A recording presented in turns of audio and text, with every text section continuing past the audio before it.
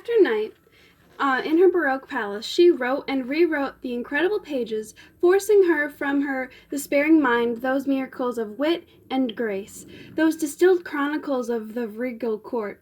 We know now that her daughter barely glanced at the letters, and that it is to her son-in-law that we owe her preservation. The Marquesa would have been astonished to learn that her letters were immortal. Yet many cities have accused her of keeping one eye on posterity, and point a number of letters that have all been the heir of Barova pieces. To them it seems impossible that Donna Maria should have put herself in the same pains to dazzle her daughter that most artists expend on dazzling the public. Like her son-in-law, they misunderstood her.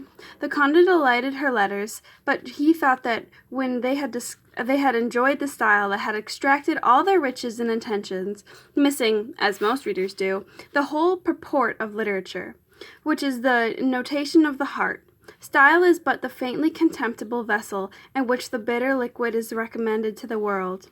The Marquesa would have even been astonished to learn her letters were very good, for such authors live always in noble weather of their own minds, and those productions which seems remarkable to us are little better than a day's routine to them.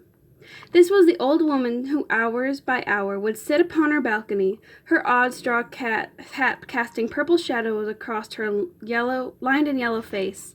How often, as she turned her pages with her gemmed hands, she would ask herself, almost with amusement, whether the constant pain at her heart had set an organic seat. She wondered whether the subtle doctor, cutting through the battered throne, should at last discover the sign and lifting of her face to an amphitheater, cry out to his students, "This woman had suffered, and suffering has left its mark upon the structure of her heart." This idea had so often visited her that one day she wrote it into a letter, and her daughter scolded her for an introspective and for making a cult of sorrow.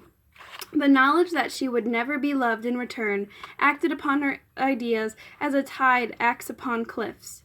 Her religious beliefs went first, for all she could ask of God or of mortality was the gift of a place where her daughters love their mothers, and other attributes of heaven you could have for a song. Next, she lost her belief in the sincerity of those about her. She secretly refused to believe that anyone, herself excepted, loved anyone. All families lived in a wasteful atmosphere of custom and kissed one another with secret indifference. She saw that people of this world moves about in armor of egotism, drunk with self-gazing, athirst for compliments, hearing little of what was said to them, unmoved by the accidents that befell their closeted friends, in dread of all appeals that might interrupt their long communion with their own desires. These were the sons and daughters of Adam from Cathay to Peru. When on the balcony her thoughts reached this turn, her mouth would contract with shame, for she knew that she too sinned, and that her love for her daughter was vast enough to include all the colors of love. It was not without a shade of tyranny. She loved her daughter, not for her daughter's sake, but for her own. She longed to be free from herself, from this ignoble bond. But the passion was too fierce to cope with. And then on the green balcony was strange warfare. She would shake the hideous old lady, a single fertile struggle against the temptation, to which she never had the opportunity of succumbing.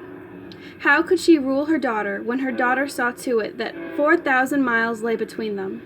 Nevertheless, Donna Maria wrestled with the ghost of her temptation, and it had worsened on every occasion. She wanted her daughter for herself. She wanted to hear her say, "You are the best of all possible mothers." She longed to hear her whisper, "Forgive me."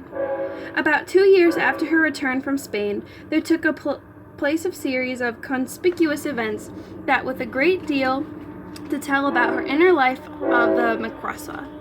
Only the faintest allusion to them occurs in the correspondence, but as that is found in the letter number 22, which contains other signs, I shall do my best to give translation and complimentary of the first part of the letter.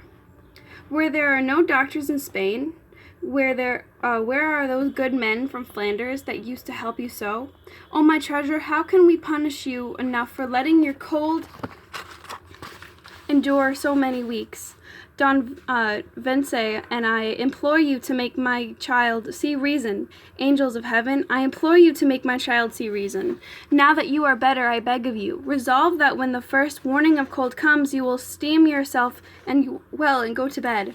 Here in Peru, I am helpless. I can do nothing. Do not be self-willed, my beloved. God bless you. I am enclosing in today's packets the gum of some tree, in which since the Sisters of St. Thomas paddle from door to door. Whether it be so much of use, I cannot know. It can do no harm, I am told, in the convent of silly sisters in Hale, to diligently that one cannot smell the incense of Mars. Whether it be worth anything, I know not. Try it. Rest easy, my love. I am spending His Most Catholic Majesty in the perfect gold chain. Her daughter had written her. The chain arrived in good condition. I wore it at the christening of the infanti. His Most Catholic Majesty was gracious enough to admire it. When I told him that you had given it to me, he sent you his compliments upon your taste. Do not fail to send him one as like it as possible. Send it once by way of Chamberlain.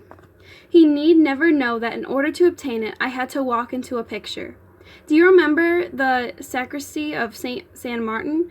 There is a portrait of Velquist, of the viceroy who founded the monastery, and his wife and brat, and that his wife was wearing a gold chain. I resolved that only that chain would do. So one midnight I slipped into the sacristy, climbed up on the noble table like a girl of 12, and walked in. The canvas resisted for a moment, but the painter in himself came forward to lift me through the pigment. I told him that the most beautiful girl in Spain wished the present to be the finest gold chain, and that she could be found the most gracious king in the world. It was as simple as that. And there we stood talking, we four in a gray and silvery air that makes a Velquist. Now I keep thinking about more golden light. I keep looking at the palace. I must pass the evening in a Titan. Would the viceroy let me? But His Excellency had the grout again. I say again, because the flattery of the court insists that there were times when his free of it. This being St. Mark's Day of Excellency, started out to visit the university where 22 new doctors were being brought into the world. He had hardly been carried from his divan to his coach when he screamed and refused to go any further. He was carried back to his bed where he broke out the most delicious cigar and sent for the parolti. And while he listened to the long doctoral addresses, more or less in Latin, he heard all about us, more or less in Spanish, from the reddest and the cruelest lips in town.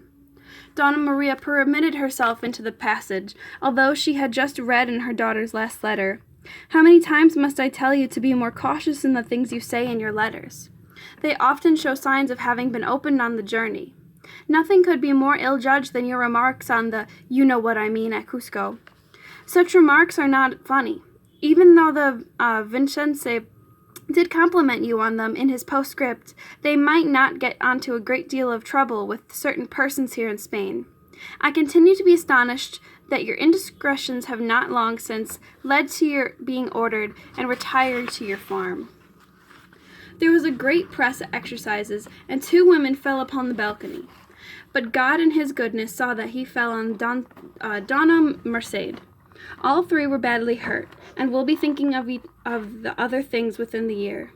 The president was speaking at the moment of the incident, and being short-sighted, could not imagine what disturbance of cries and falling bodies could be about. It was very pleasant to see him bowing, under the impressions that he was being applauded. Speaking of the percoli and of the applause, you should know that Pepita and I decided to go to the Comedia this evening. The public still idolizes its percoli, and even forgives her years. We are told that she saves what she can every morning by passing in alternate pencils of rice and fire across her cheeks. Translation falls especially short of this conceit, which carries the whole flamboyance of the Spanish language. It was intended as an obscure flattery of the Condesa, and was untrue. The great actress was 28 at this time. Her cheeks had the smoothest smoothness and polish of dark yellow marble, and would certainly have retained it for that quality for many years. Apart from the cosmetics required for performances, and the only treatment Camilla Percole afforded her face was to throw cold water at it twice a day, like a peasant woman at a horse trough. That curious man they called Uncle Pio was by all her time Don Ribero's, that he cannot make out whether Uncle Pio is her father, lover, or son. The Percole gave a wonderful performance. Scold me all you like for any provincial ninny. You have such actress in Spain, and so on. It is on this visit to the theater that further matter hangs. She decided to go to the comida where the Percole was playing Don Lenore in Mortiro's Tempera Andante. Perhaps some material could be derived from the visit of her daughter's next letter. She took with her Pepita, a little girl whom later we shall learn much. Don Maria had borrowed from her the orphanage connected with the convent of Saint Maria Rosa, de las Rosas, to be her companion. Marquesa sat in the box, gazing with flagging intentions at the brilliant stage. Between the acts, it was Percole's custom to lay aside the courtly role and appear before the curtain to sing a few topical songs. The malicious actress had seen Marquesa arrive, and presently began improvising couplets alluding to her appearance and advice, her drunkenness, and not even to her daughter's flight from her. The attention of the house was subtly directed to the old woman, and rising murmur of contempt, accompanied by the laughter of the audience. But the Marquesa, deeply moved by the first two acts of the comedy, scarcely saw the singer, and sat staring before her, thinking about Spain. Camilla Percole became bolder, and the air was electric with the hatred and glee of the crowd. At last, Pepita plucked the Marquesa's sleeve and whispered to her that they should go. As they left the box, the house rose and burst into a roar of triumph. The Percole flung herself into the frenzied dance, for she saw the manager at the back of the hall and knew that her salary had been increased. But the Marquesa remained unaware of what had taken place. In fact, she was quite pleased, for during the visit she had contrived a few fortuitous phrases, who knows, that might bring a smile to her daughter's face, and might make her murmur, "Really, my mother is charming."